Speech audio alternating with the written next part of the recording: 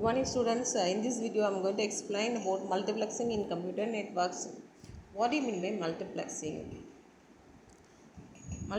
That is MUX and DMUX. What happening in sender side and what happening in receiving side. That is MUX and then DMUX. In the sender side, MUX has many inputs and single output. And in the receiving side, the device is called as a DEMUX, that is demultiplexer. At the receiving end, again that combined signals or extractor. Okay, we are sending many inputs and they are combined and send us using one link, and the receiving end they are received and then again splitted into like a original signal. So that is called as multiplexing and demultiplexing. So MUX has many inputs and single outputs, and that is done by using MUX. And the receiving end we are using DEMUX, that is demultiplexer. It is used at the receiving end, which divides the signal into component signals. So that is given here. Multiplexing, it is a set of techniques that allow simultaneous transmission of multiple signals. Simultaneously we are transmitting multiple signals via a single data link, and the receiving end again it is divided into several signals. Okay. So that is a concept explained here. Well, we are sending input, different signals we are sending, that is combined together and sent via a single link in parallel, and then receiving and again they are splitted. So what are the types available here? Frequency division multiplexing, and then wavelength division multiplexing, and then time division multiplexing. The first frequency division and then wavelength division are all belongs to analog, and then time division is belongs to digital type.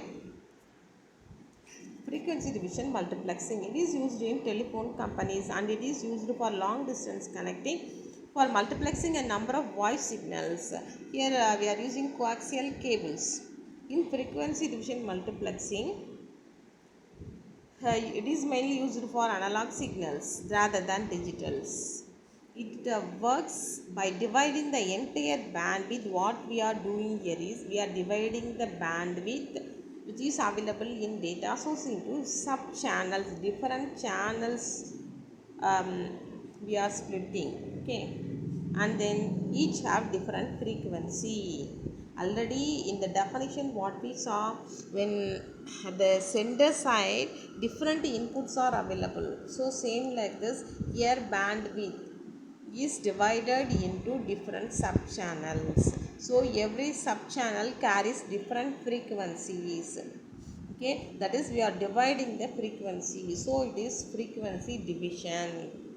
So each channel carries different frequencies and they are sent parallelly, independently they are sent through a single channel, through a single link. Okay, so see the point, second point, the sub channels can travel independently through a transmission line or they can travel simultaneously beside one another. So they can travel independently through the transmission line, that is one after the another. So every channel carries different type of frequencies. So only we are having like in radio channels we are having FM, ANO. So everyone having different frequencies. According to that only we are listening. So when you listen to radio, either through amplitude modulation or frequency modulation, the multiplexer generates a single station. Whatever we are tuning, that particular station we are getting. So we are able to decide to listen to just one station at a time.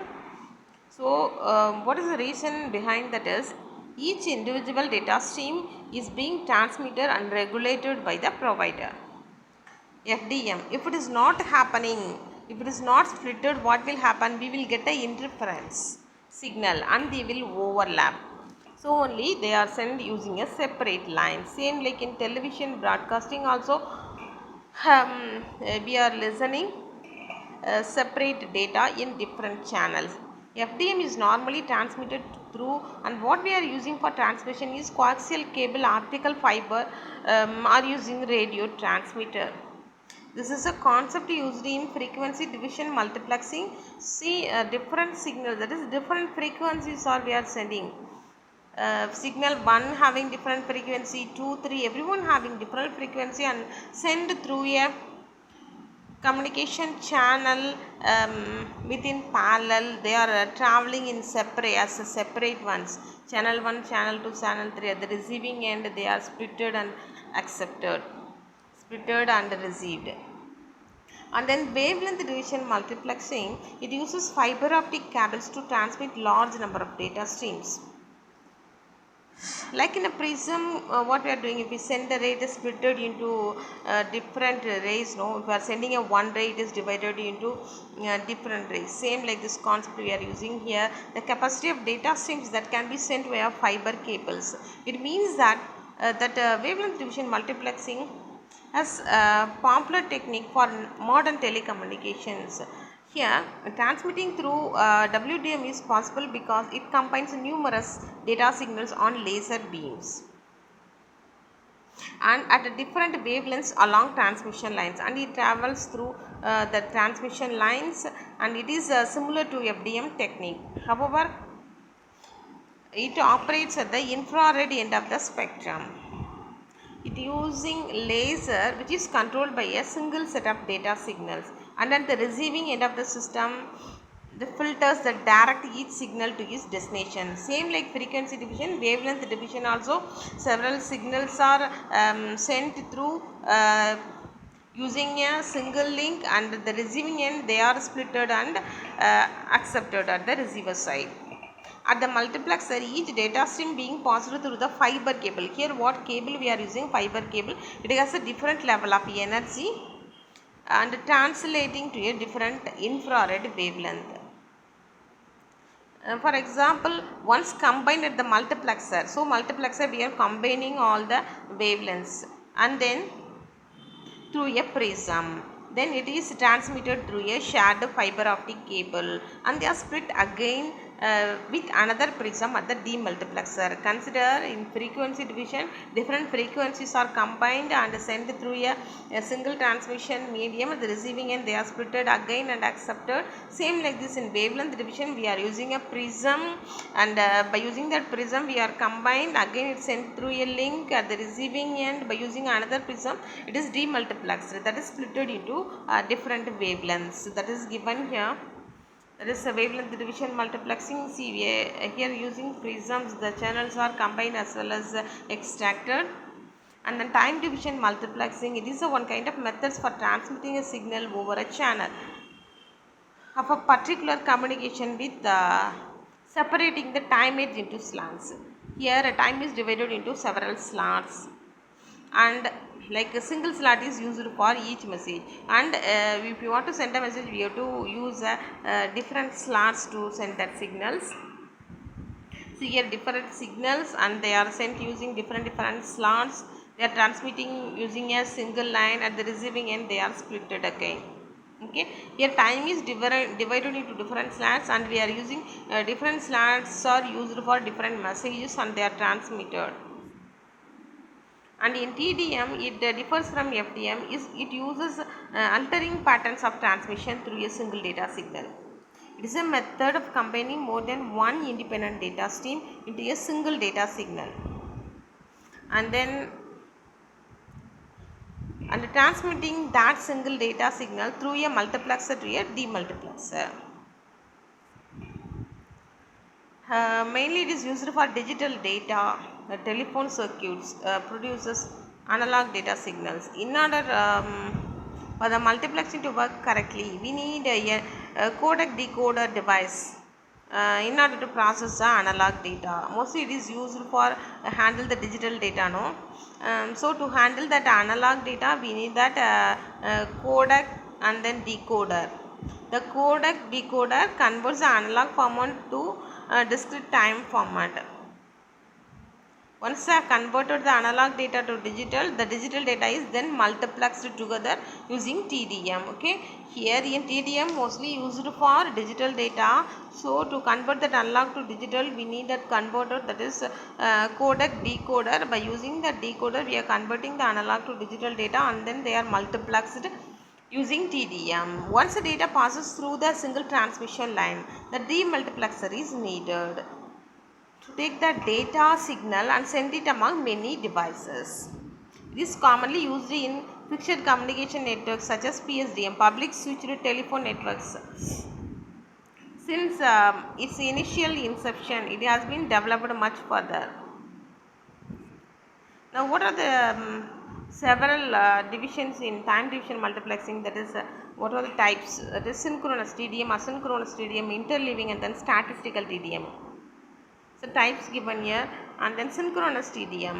Here from the name itself, time clock we are using here to synchronize the process.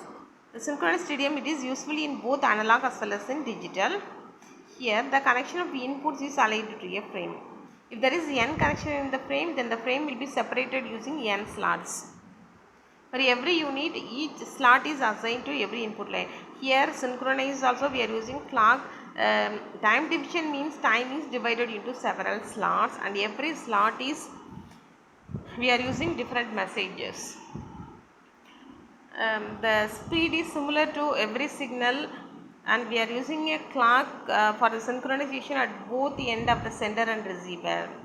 Here multiplexer assigns the similar slot for each device at every time. Asynchronous means there is no clock and nothing. There is so in asynchronous TDM, for different signals the rate of sampling also different.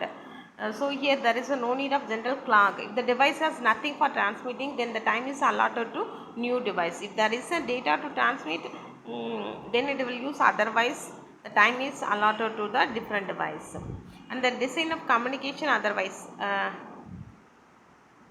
the design of communicator, otherwise decommunicator, is not easy, and bandwidth is low for this type of multiplexing. Interleaving TDM. Here what is the concept used here is, it is imagined like a two speedy rotatory switches on the multiplexing and demultiplexing service. See here there is two rotatory circles will be there from the sender side and the receiver side also. So these switches can be rotated and synchronized in reverse directions. So by using this switches, rotatory switches only, data are transmitted. Once the switch releases at the surface of the multiplexer, then it has a chance of sending an input. Depending on, so sending the input unit is depending on the rotatory switch. If it releases, then it can send the unit to that track. LAN means it's a track. Okay, by using that rotator only data are sent. So interleaving TDM. Once the switch releases at the surface, the demultiplexer ahead of the connection has chance of receiving. At the sending end, if it is releases means it can send, and the receiving end, if the rotator releases means it can receive. That is a concept used here. And then statistical TDM, it is used to transmit different types of data simultaneously across a single cable. This frequently used to handle the network like LAN and WAN. The transmission of data can be done from the input devices which are connected to the networks like computer, fax machines and printers. Mainly this statistical TDM is used to handle data transmitted through the network. So it is used in networks. This type of TDM are used. And then it can be used in settings of telephone switchboards to control the calls. And this multiplexing is comparable to dynamic bandwidth distribution. What are the applications means, this multiplexing, what are the applications? It is used in analog broadcasting, and then digital broadcasting, telephony, video processing, and then telegraphy. Okay, thank you students.